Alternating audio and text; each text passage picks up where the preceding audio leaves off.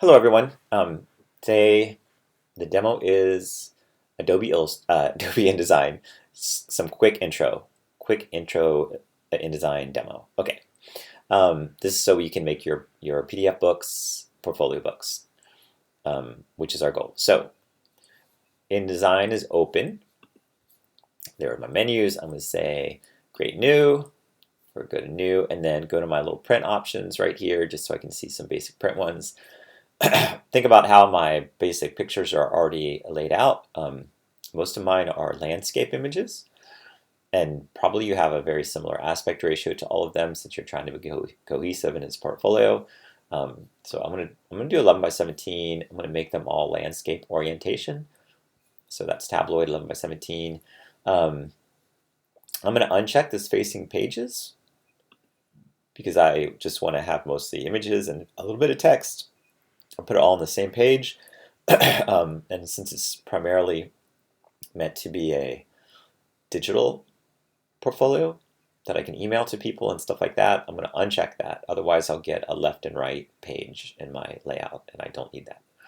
Okay, so my margins, I'm going to make them a little bit larger. I'm going to set them to 1 inch.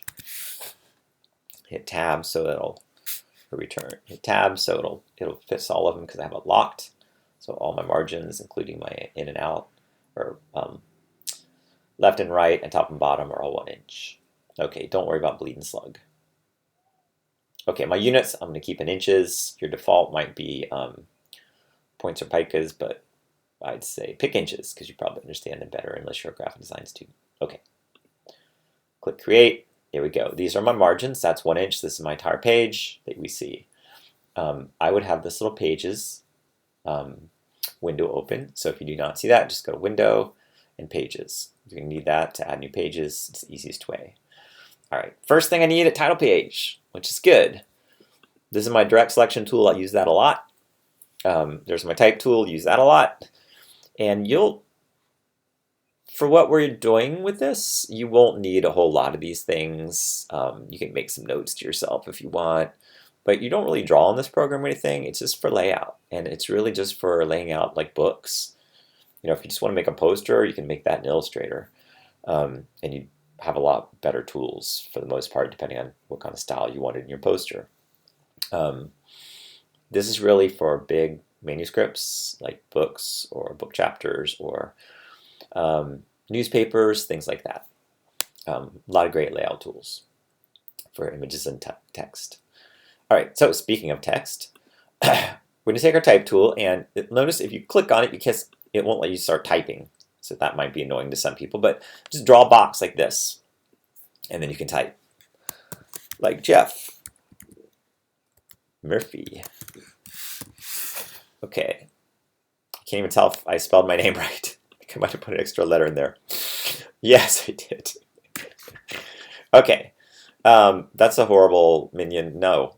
Not for this. This work is all apocalyptic and dark, so I'm going to do something different, like just use my arrow keys and we can scroll down through these if I want, or, you know, however I know what I want. Base. Okay, there's base.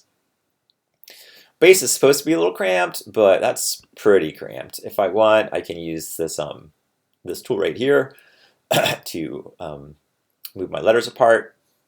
It's like a range kerning tool, but I prefer to kern by hand, and to kern means to put more space between the letters.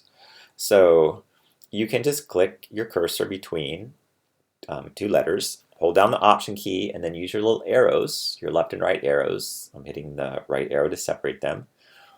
Now I'm going to lift up on the Option key, so now the arrow key on my keyboard jumps between characters. Again, hold down the Option key, and I can make some, see how much space it's making. That's too much. I'm just making sure it's clear for you in a video. And I'll jump to the next one. Again, hold down the Option key and use my arrow keys to make more space. I'm doing this visually, just FYI, because that's what kerning's about.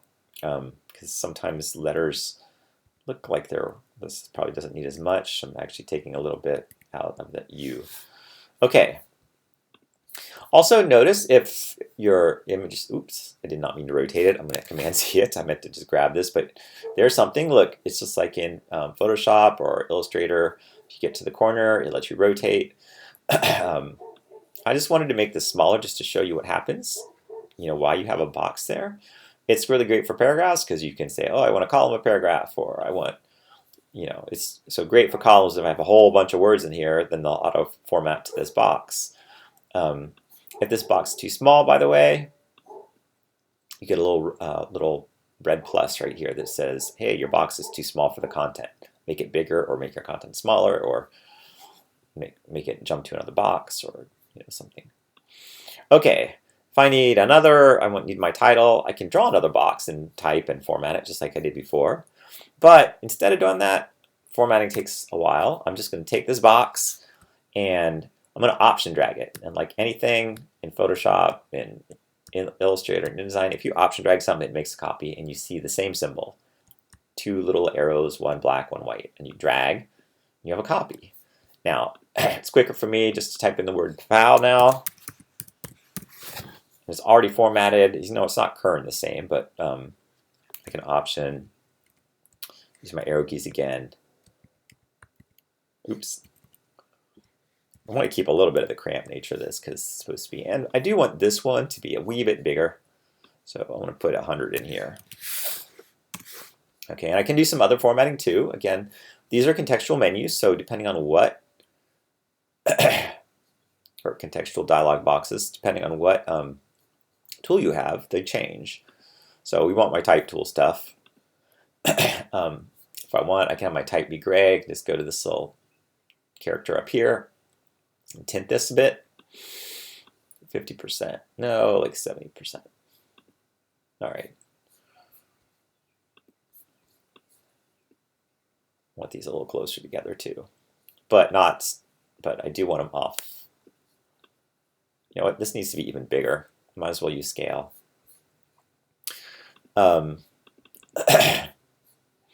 So if you also want, you can use these little arrows up here. It's not that dissimilar from anything else. Okay, there we go. See how it got bigger? Grab my selection tool and make this box a wee bit bigger. Okay. There we go. Let's move on. Okay, need another page. So again, pages. If you don't see it, window, pages. Right there.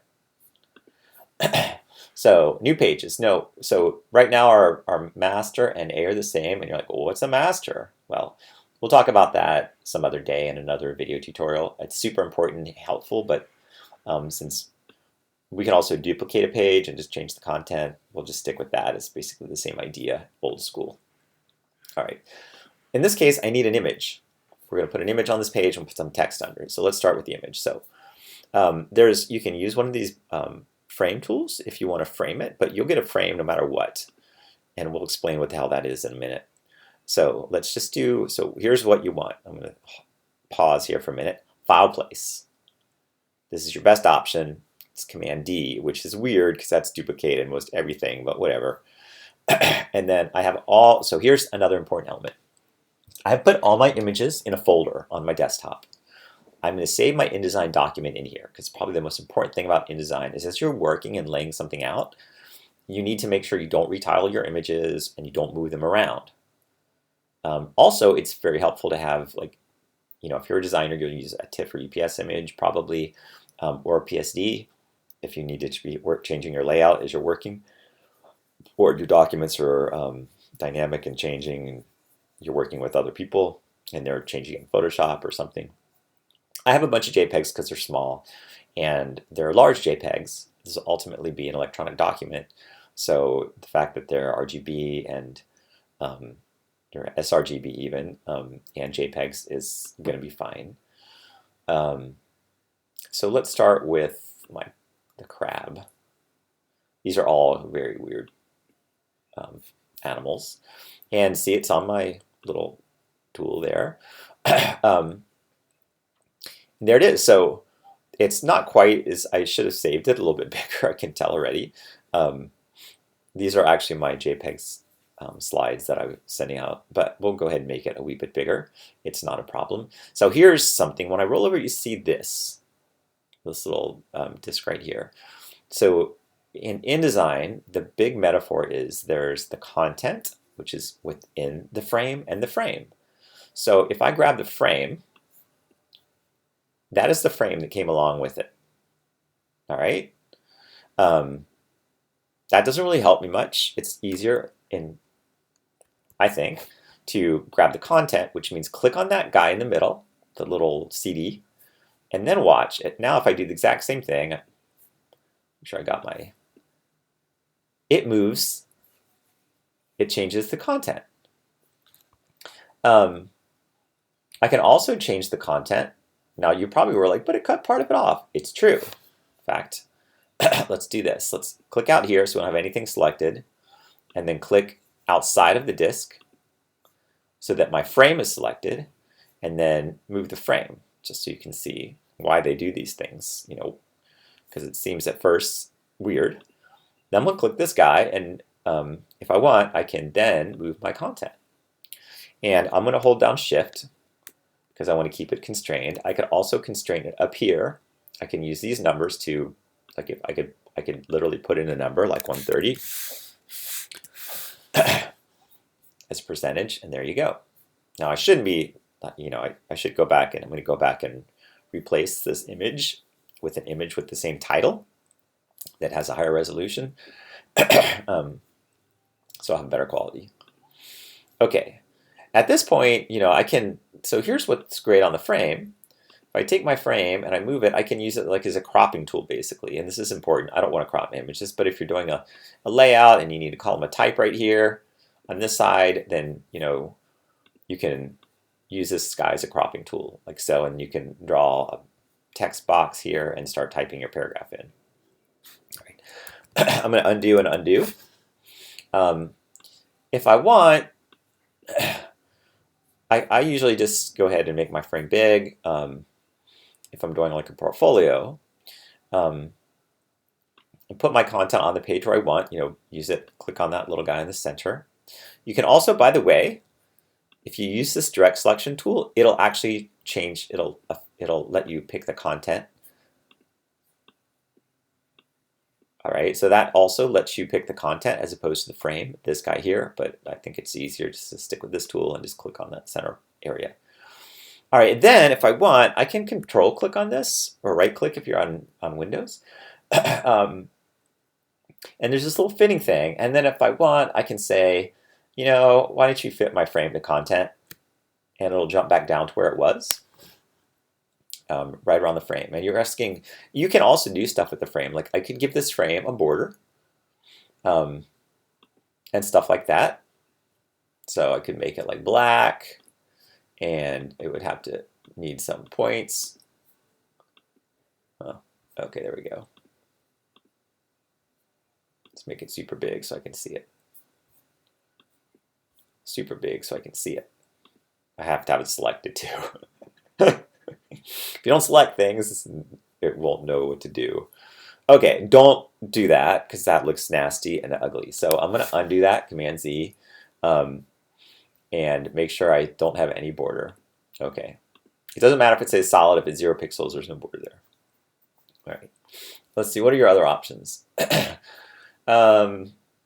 We don't need to worry about text wrap at this point because we're not doing a large book or anything. We need, so now at this point, the frame and the content match. I can move them around together. No biggie. I can draw guides. If you don't see the rulers up here, do Command R or View Rulers, and you will see them. This lets us put guides so that if I have images that are all the same size, I would definitely draw guides. Let me put a guide at 2 inches from the bottom. I went a little bit up. All right, and 2 inches from the side. Oh, wow, that worked out good.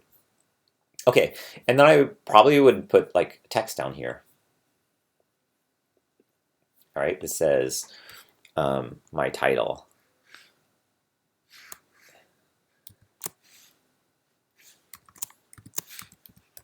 from the Bat Cave, we'll call it. It's not really called that. I'm just goofing around. It's just called bat. Clearly, it's not all a bat. It's only partially a bat. It's also a crab. And, you know, these little spiky things, I don't even remember where that came from. And there's a spine going down its head. And, yeah, it's supposed to be scary.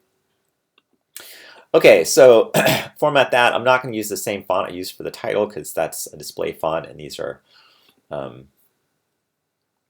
we could do something like Avenir. That's a nice, clean, booky font.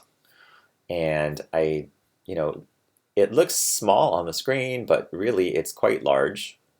Keep in mind that this will be, you know what also I'm going to do? I'm going to just go ahead and make this thing the width of my document.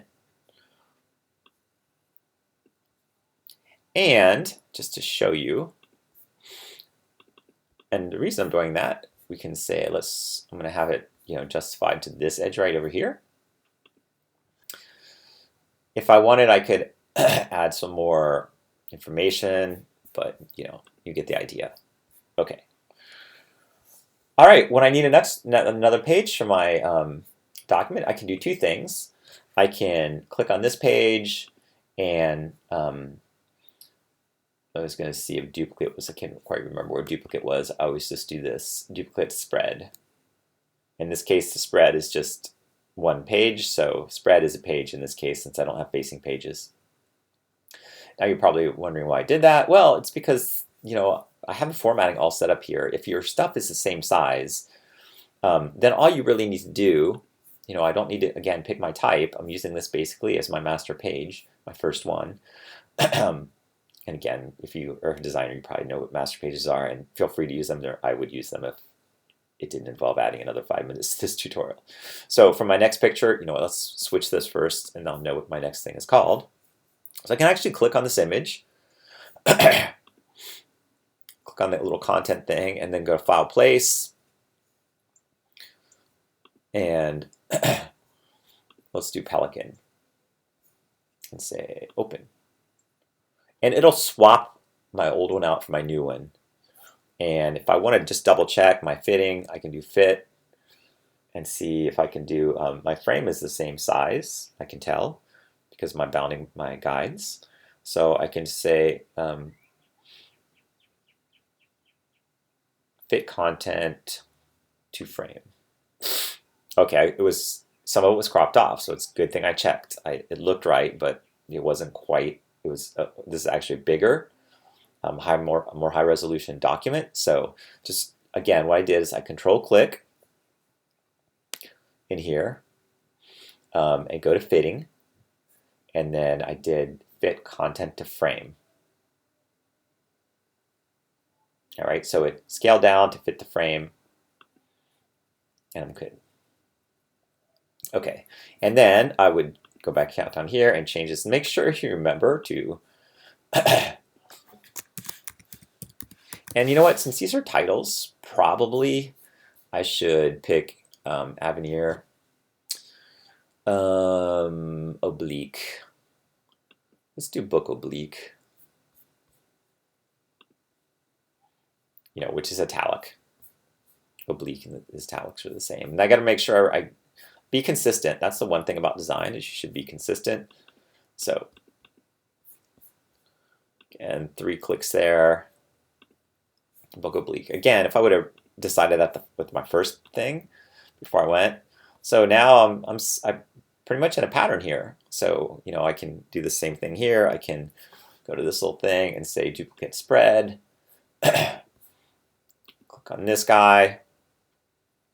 Center here. Do place.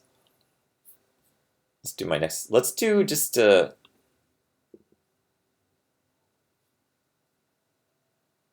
know, you might need to. Let's just pretend I do have some. There. Let's do croak. All right, croak is ginormous.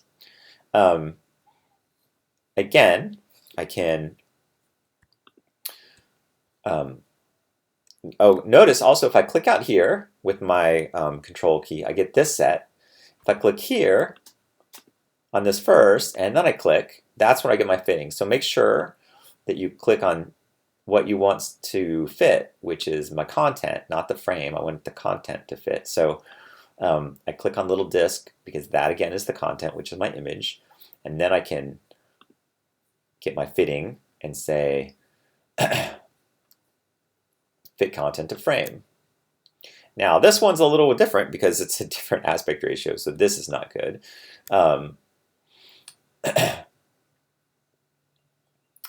I do want to fit content. Which one?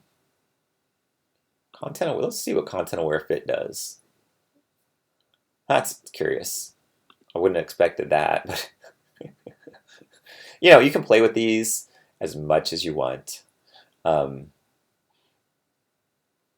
Fit content proportionally. There we go.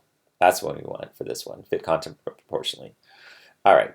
So this changes some things. Then I got to make some decisions. This one is clearly a little bit different. I guess probably the smooth thing to do is just grab this guy and align it with this edge like I've been doing the rest. Don't leave it floating out there because that looks dorky. And then I can go ahead and retitle it. And again, it's already the same font, same, I'm going to keep consistent with the same font size, same everything. Don't be like changing your mind halfway through and picking a different font. It won't make it a better design.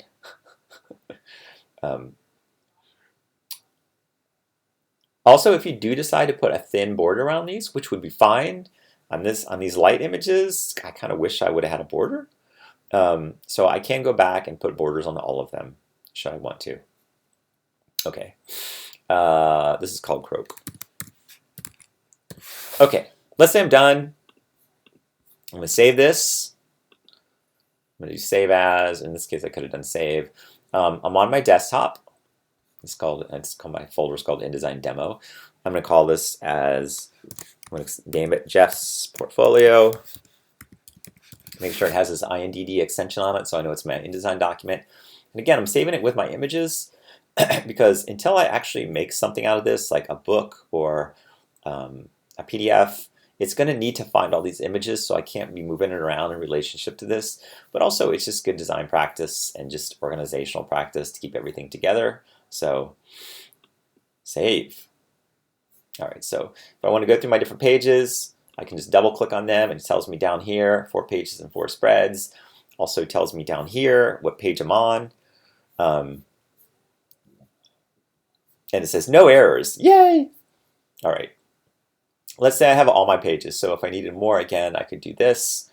By the way, if I want a master page, just so you know what that is, I might as well tack that on real quick before I make my final thing.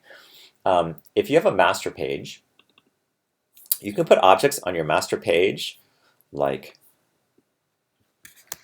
hi, this is a master. No, you know what? Let's do something better. Let's http://murphydigitalart.com. All right. Use an Avenir on here, so let's stick with that. Okay, and I'm going to do this. I'm going to go ahead, just because I want this in the very center of the page. This will be the easiest way. Let's do that, and then say, don't need it to be this big either.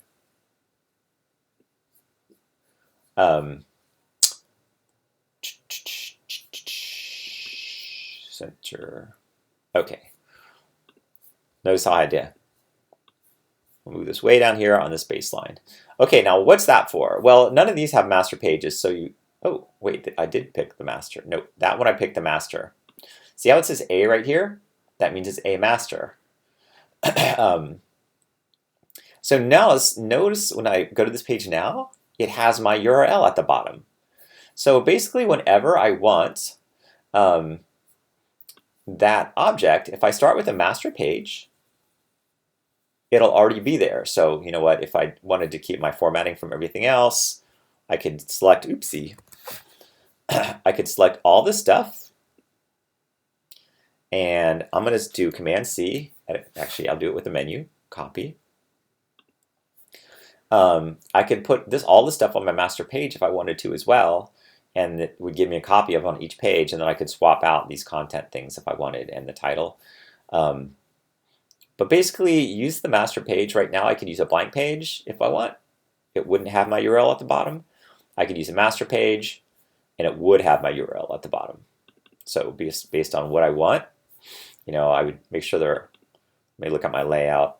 I'd probably put it under, and oh, here's another beautiful thing about a master page. Notice it's above my 1-inch margin, but if I probably want it right down here, this is part of the page, remember, these are my margins. So I want it actually down in the margin. If I go back to my master, I double clicked on it, it tells me I'm on my master right there. And I move this down towards the bottom. All right, that was my master, it's confirmed here. And I go back to one of my master pages, like 5. On page 5, it's also moved down here. I feel like I'm going to go back to this page for a minute just so I can have some content on my new master. So I'm going to do copy, back to my master, and paste just so you can see how these things would look. All right, so this is a master page. It's got my URL at the bottom. So if I realize, even if I spelled it wrong or something, if I go back to my master and fix it, it'll be fixed on all the pages. So this is great if you have a book. You can put the chapters down here or anything. But my URL makes a lot of sense. Give yourself some publicity if you're trying to push your work with your portfolio. That's what they're for. So, all right. Finally, also you can have more than one master page if you want to add a new master. You can do a new master. That way you can have a few things on one master page and a few different things on another master page. Sometimes you have a left master and a right master if you have a spread. Sometimes you have different masters for different chapters, so you can have your chapter down here, things like that. But you can have more than one A master. You can add a second master if you want. And you can title it something besides B, like I could call it chapter 2.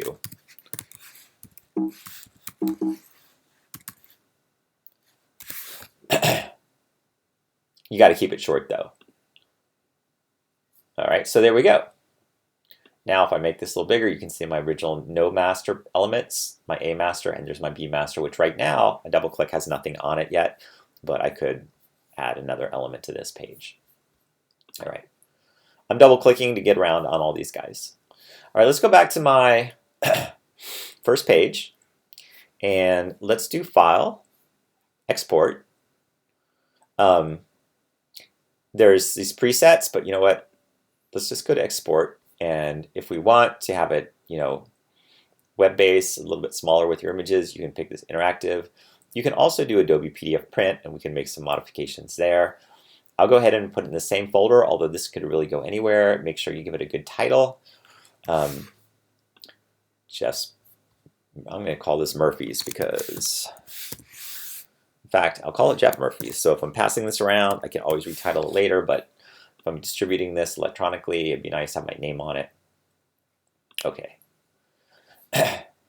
Then there's a whole bunch of options you get, but you can export this as many times as you want to get exactly what you want. The only thing that's sort of important is this compression thing. So if you have really large images in terms of resolution, you can tell it to downsample them for your document. And this makes sense if this is going to be a web document, so you can get it smaller. But I would export it first, check the file size. If it's very big, then you can change these defaults. But for the most part, all the defaults are awesome. So we're just going to click Export. I can even include all the hyperlinks if I want, which I don't know if I want to do that. Well, no, I'll make this. We'll take a look at how this is. It's a hyperlink, obviously, or it's a link. We'll see what happens with that. All right, so export. Uh-oh. Let's see what happened. Oh, it's probably telling me that these things, so I opened up, I had it set to open up automatically. Here it is in Adobe Acrobat. And we can scroll through and see how it looks. There's page 2, there's page 3. Oh, I'm going to give this dude a show. Obviously, it even output my pages without anything on. There's my master page. There's my none page. There's my other master page with the same document on, the same frog croak. So, all right, looks really nice. You know, the great thing about a PDF is that you can resize it, you can have it download on the web, you can attach it to an email, all kinds of great stuff. So just as a reminder, all I did to make that file, export, and I picked PDF print. All right, and again, if I wanted to make some changes, I could, if I wanted to check the different resolutions, I'll put the resolution up here or something so I know which one is which, and then after I look at them and compare them, oops, I didn't change anything, so I got two of the exact same things. That must mean we're done. Okay, good luck with this. Talk to you later. Bye-bye.